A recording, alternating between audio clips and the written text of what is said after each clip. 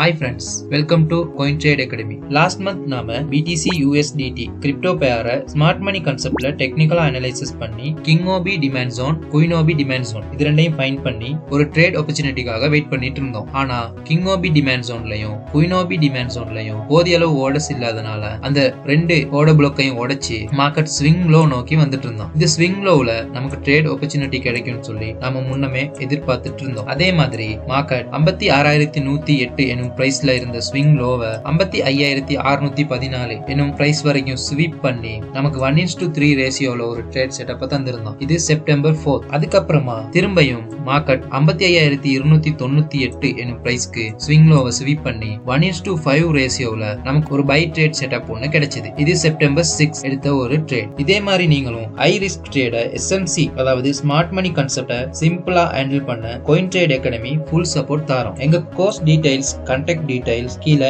டிஸ்கிரிப்ஷன்ல இருக்கு. இந்த வீடியோ பிடிச்சிருந்தா ட்ரேடிங் கத்துக்க ஆர்வமா இருக்க உங்க ஃப்ரெண்ட்ஸுக்கும் ஷேர் பண்ணுங்க. நீங்களும் சப்ஸ்கிரைப் பண்ணுங்க, ஃபாலோ பண்ணுங்க. தேங்க்யூ.